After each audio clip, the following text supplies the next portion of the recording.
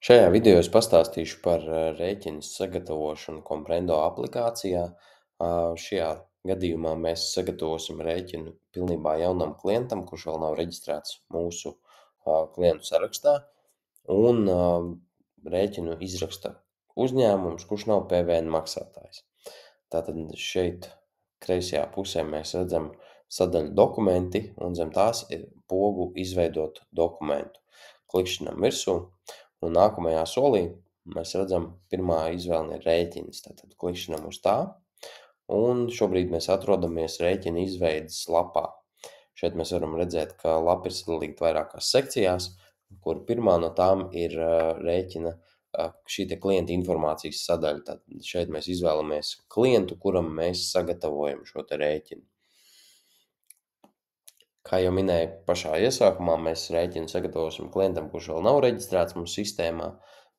To mēs varam pārbaudīt šeit, klikšķinot virsū uz klientu, izvēlēties klientu. Šeit pieejams meklētājs, kur mēs varam rakstīt klienta vārdu, uzvārdu, pieņemsim uzņēmumu nosaukumu, reģistrācijas numuru un tā tālāk, lai pārbaudītu, vai tas klients mūsu sistēmā jau ir. Otra iespēja, protams, ja klientu nav daudz reģistrēto, tad var šeit paskatīties arī uzreiz pieejamos klientus. Ja klients, kā jau minēju, ir jauns, tātad mums viņu nepieciešams sākotnēji reģistrēt sistēmā.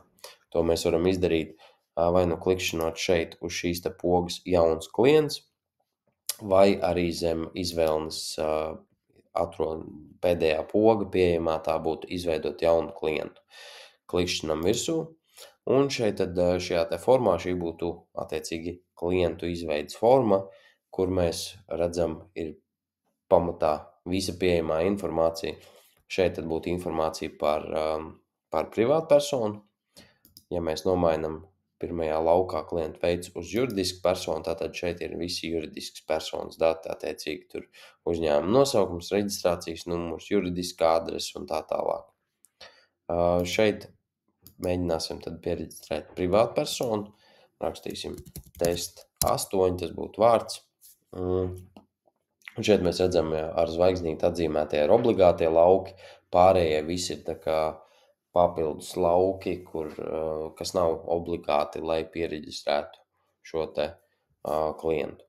Tātad aizpildīsim visus obligātos laukus, kas būtu vārds, nākamais uzvārds un e-pasta adrese.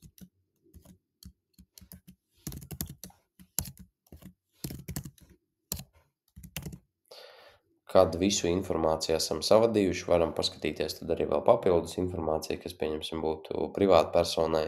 Šeit mēs varam redzēt, ir saimnieciskās darbības veicējs, jo tāda iespēja arī pastāv, ka, pieņemsim, pašnodarbinātāji personai jūs sagatavojat rēķinu un viņiem nepieciešams ir reģistrācijas numurs.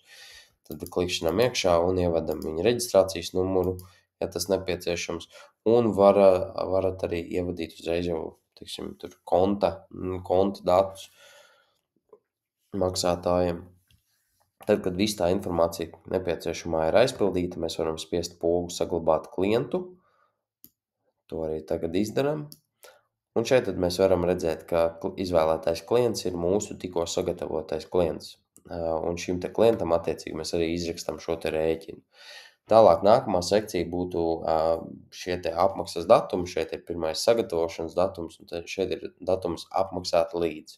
Attiecīgi šeit varam arī redzēt, ka apmaksas datums ir pēc 10 dienām, un šo te dienu skaitu jūs varat norādīt savos iestatījumos. Pieņemsim, defaultā uzreiz pēc reģistrācijas tur ir 7 dienas, bet varbūt pastāv iespēja, ka mums, teiksim, tas standarta laiks ir 5 dienas, 14 dienas un tā tālāk, tad jūs to varat arī savos iestatījumos norādīt.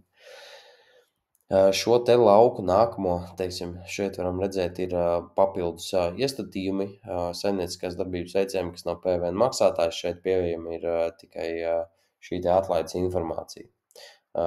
Ieklikšķinot, atzīmējot šo te checkboxu par atlaides, mēs redzam, ka šajā te nākamajā, teiksim, tajā rindu informācijā parādās vēl iespēja pievienot procentuālu atlaidi šim te, teiksim, šie te produktu rindai, pakalpojumu rindai.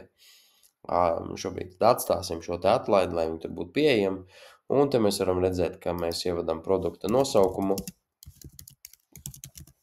Un šeit vēl ir iespēja ievadīt piebildi. Pieņemsim, tas būtu atsauce uz līguma numuru vai arī papildus informācija, tā kā detalizētāks skaidrojums par to, kas tur ir bijis šajā te pakalpojumā vai produktā. Nākamais ir pieejama mērvienība.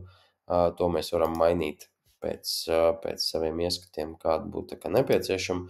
Tālāk ir daudzums, varam norādīt daudzumu, pieņemsim 2 produktam. Tad ir cena, ievadīsim šobrīd uz testu 12 eiro cenu, un varbūt atlaidi, pieņemsim 5%. Galā mums visa informācija ir pieejama. Tad ievadīšu vēl arī šim produktam testa produkta paskaidrojums. Un šī tad ir visa tā informācija, kas ir pamatā nepieciešama. Ja gadījumā jums rēķinā ietilpst vairāki produkti, kuri tiek rēķinam pievienoti, pastāv 2 varianti, jūs varat nodublēt. Varbūt tas ir šis pats produkts ar nelielām izmaiņām. Pieņemsim, ka šim te produktam cena būtu 14 eiro nākamajam, un jūs varat dublēt attiecīgi šo te produktu. Vai arī tad spiest pievienot jaunu, un tad atkal no sākuma ievadīt visu produktu informāciju.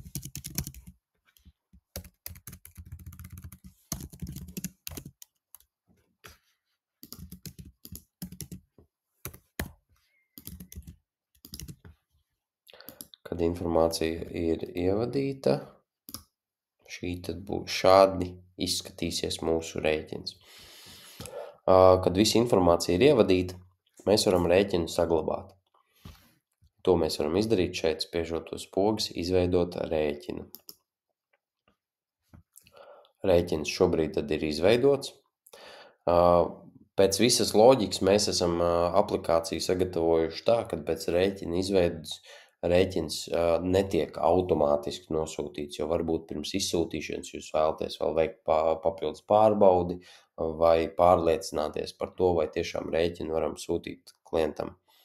Tad, kad to esat izdarījuši, viss ir pārbaudīts, viss ir kārtībā, varam rēķinu nosūtīt klientam. Šeit mēs arī tad varam uzreiz jau redzēt klienta informāciju, šeit mēs redzam rēķina numuru un būtībā kopsavilkumu, kāds rēķins izskatās. Tad, kad esam pārliecināti par to, ka rēķinu klientam varam izsūtīt, mēs spiežam uz šeit pie rēķina darbībām pogu nosūtīt klientam.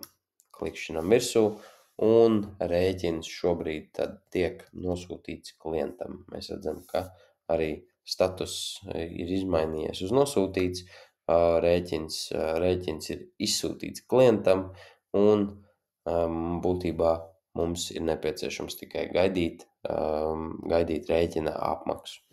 Šeit mēs varam tad arī aiziet uz dokumentu sarakstu, un mēs arī varam redzēt šo te tikko izrakstīto rēķinu. Šeit tad rēķina numurs, klients, kuram izrakstījām, apmaksas datums un summa. Un tas pamatā ir viss, teiksim, no tās rēķina sagatavošanas puses. Ja tas ir jauns klients, mums jāņem vērā ir tikai tas, ka mums sākotnēji viņu ir nepieciešams reģistrēt kā klientu. Un tad šim te klientam mēs varam izrakstīt rēķinus. Kas vēl būtu ņemams vērā, ir tas, ka šis te klients paliek mums datubāzē, un mēs varam pēc tam ar viņu strādāt ar šo te klientu. Ja, teiksim, pēc mēneša, pēc nedēļas, pēc pusgada un tam līdzīgi klients izvēlās atkal kaut ko no mums iegādāties, mums jau visa informācija ir pieejama, mēs varam viņam vienkārši sagatavot rēķinu no viņa klienta profila. Šeit tad varam paskatīties, klikšķināt virsū uz klientu. Šeit tad ir klienta kopsavilkums. Mēs varam redzēt, ko mēs esam viņam pārdevuši, kad tas ir noticis un tā tālāk. Tā visa informācija glabājās tādiem, teiksim, vienkārši informatīviem nolūkiem. Un tad, kad mēs gribam tam pašam klientam izrakstīt rēķinu, mēs varam viņu atrast klientu sarakstā. Šeit tad redzam, ka viņš šeit ir pieejams test 8.